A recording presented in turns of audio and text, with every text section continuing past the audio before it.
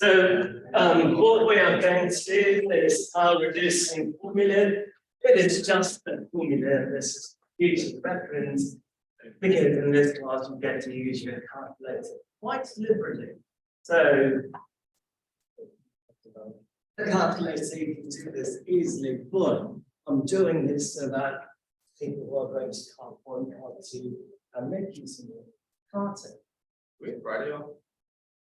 My chemistry teacher said we did, but I wasn't. I didn't know we had it right. Yeah. Let's forget. So, if you recall from last time,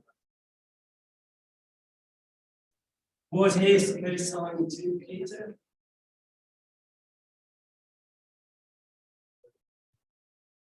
What? Cosine is a plus theta, that's fine, but we can write something at the very end. And I wrote a simple formula, and I said it doesn't equal 1.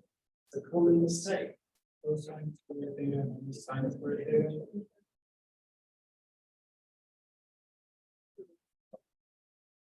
So we started with cosine theta plus theta, used the formula sum to product formula, and then we came up with this very last quantity formula. We are going to make use of this and see as to why we call it power reducing. If you recall,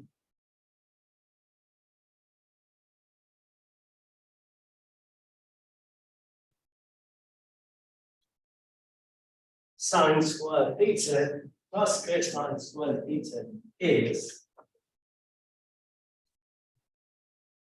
1. So I'm going to start with sine squared theta.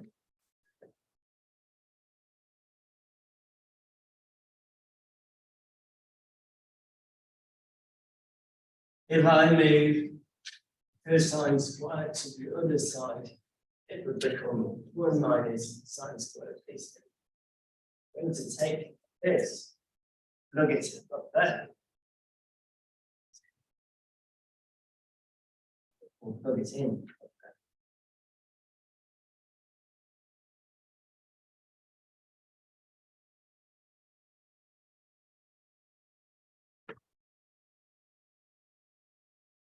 Yes.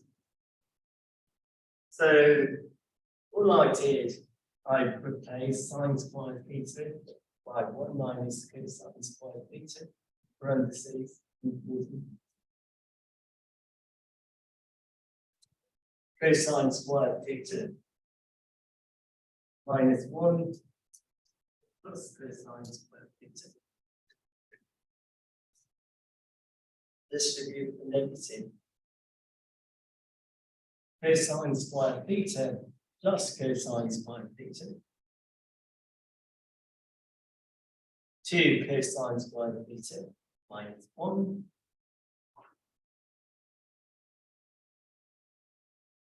Good so far. I'm just replacing and replacing stuff as written. Move that negative 1 to the left hand side, it becomes positive 1.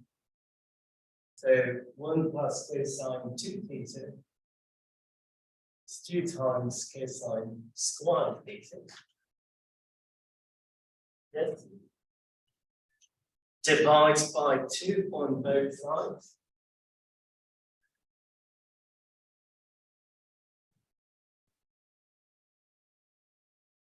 Two divided by 2 is 1.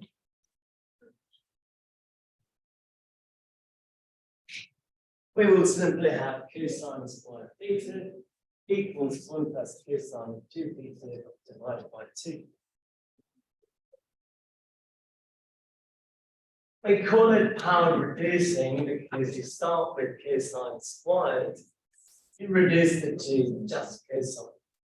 Of course, the angle goes from theta to theta. Well, as far as I'm concerned, I don't care about how you call them, power reducing, half angle, double angle. I just know that's it.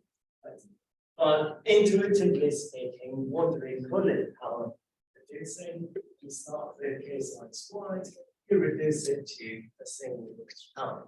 So just k sine 2 theta. Now that I did that bit, I want you to plug in the appropriate term for cosine squared in that expression. Earlier, I replaced sine squared theta. I want you to replace cosine squared theta in terms of a squared.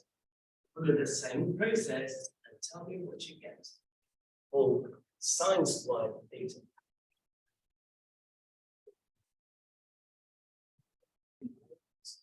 Okay, so as I went around, institute started over here. Nothing wrong. We want to rewrite this expression so that I solve for sine squared theta in a power reduced form. In other words, I go from sine squared theta to a term where there is no square. You can start here and solve for cosine squared instead of sine squared. Plug it in cosine squared instead of sine squared. Rewrite that expression in terms of sine squared. Follow the same process and solve the sine squared. Nothing wrong with it. There is an easier approach. Now that I have cosine squared, how about this? Sine squared theta plus cosine squared theta is 1, which would mean cosine squared theta 1 minus sine squared theta. Do you agree? Okay. I'm going to replace cosine squared theta by 1 minus sine.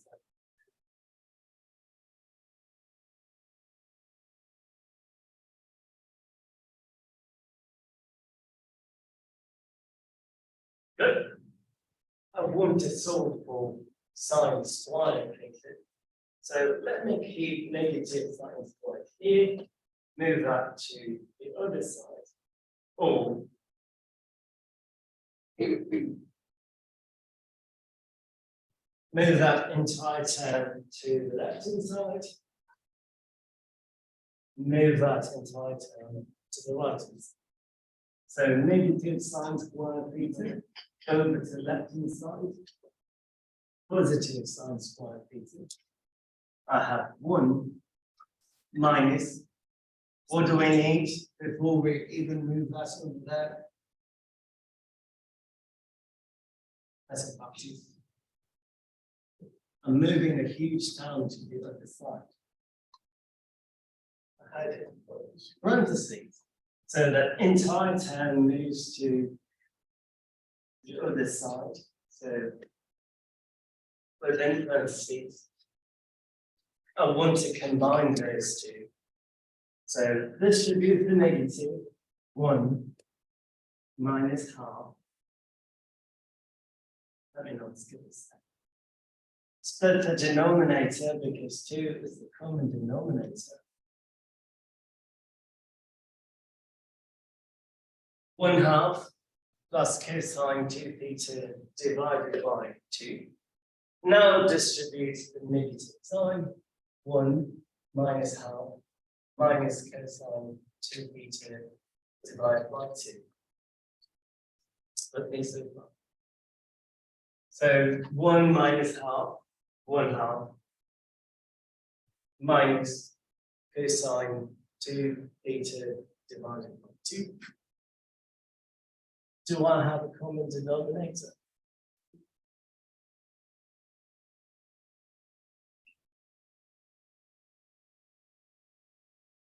Absolutely have not. Yes. You can see the similarity between the two formulas. All I did is change the negative by positive. As I mentioned earlier, there is nothing wrong in starting at this step, rewriting cosine squared in terms of sine squared, taking that, plugging it in there like I did over here, and solve for sine squared theta. Add the click on, but this is just another approach. So I started with sine squared theta. Reduce the power, it's no longer sine squared, it's just this. Use that leaves us with only one other thing. Take a guess.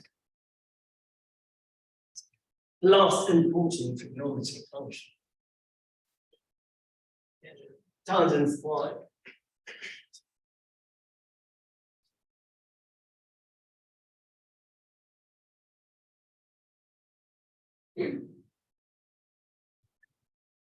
Let us not overcomplicate things.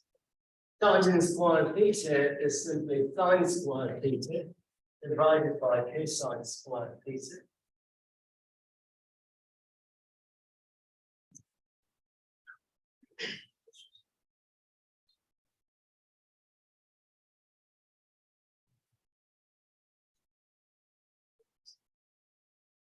So I know how to reduce power with sines. We just derive sine squared theta is simply 1 minus cosine 2 theta divided by 2.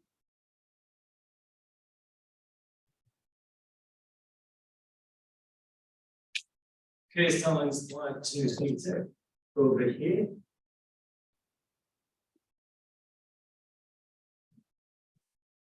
Yes? How would you simplify that? Since they have common denominators, you just divide the numerator. Right, so that and that we get cancelled. They can multiply.